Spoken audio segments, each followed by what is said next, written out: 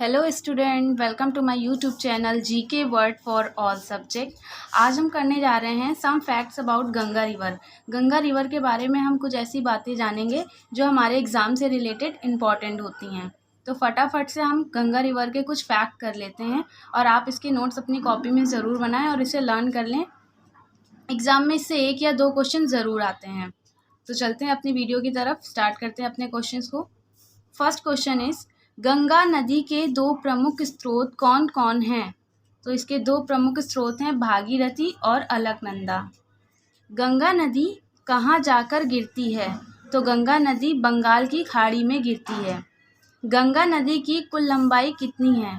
तो इसकी लंबाई है 2525 किलोमीटर। और नेक्स्ट क्वेश्चन है भारत की सबसे लंबी नदी कौन सी है? तो यह है हमारी गंगा रिवर, गंगा नदी। नेक्स्ट क्वेश्चन, गंगा नदी के किनारे बसा सबसे बड़ा शहर कौन सा है? तो गंगा नदी के किनारे बसा सबसे बड़ा शहर है अपने उत्तर प्रदेश का कानपुर। गंगा नदी पर कौन कौन से बांध स्थित हैं? तो गंगा नदी पर फरक्का बांध, टिहरी बांध और भीमगोड़ा बांध, ये तीनों बांध स्थित हैं। नेक्स्ट क्वेश्चन है गंगा नदी की सबसे बड़ी सहायक नदी कौन सी है? तो सबसे बड़ी सहायक नदी है यमुना नदी। नेक्स्ट क्वेश्चन, यमुना नदी किस जिले में जाकर गंगा नदी से मिलती है? तो किस जिले में जाकर मिलती है ये? प्रयागराज में। गंगा की किस सहायक नदी को बिहार का शोक कहा जाता है? तो बिहार का शोक कोसी नदी को कहा जाता है।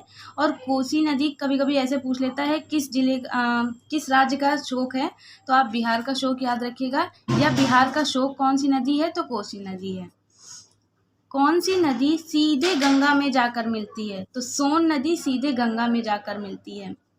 गंगा की सहायक सोन नदी कहाँ से निकलती है? तो सोन नदी कहाँ से निकलती है? अमरकंटक पठार से निकलती है। नेक्स्ट क्वेश्चन है गंगा को बांग्लादेश में किस नाम से जाना जाता है? तो इसे पद्मा के नाम से जाना जाता है बांग्लादेश में। भारत सरकार द्वारा गंगा नदी को भारत की राष्ट्रीय नदी का दर्जा कब दिया गया? तो ये दिया गया है अक्टूबर 2009 में। अब कुछ इम्पॉर्टेंट है जो एग्ज़ाम में पूछ लिया जाता है कि इनके मिलने से कौन सा प्रयाग बनता है।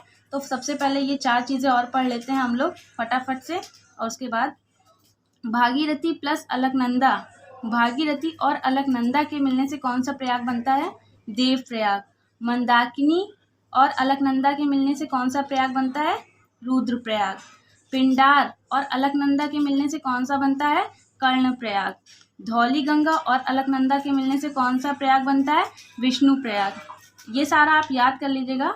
और इसके बाद अगर नहीं भी याद होता है तो मैं इसकी एक ट्रिक प्रोवाइड कर दूंगी आपको ट्रिक से लर्न करा दूंगी। तो फटाफट से आप इसके नोट्स बना लीजिए और वीडियो अच्छी लगी हो तो लाइक कर दीजिए, चैनल को सब्सक्राइब कर दीजिए। Thank you so much.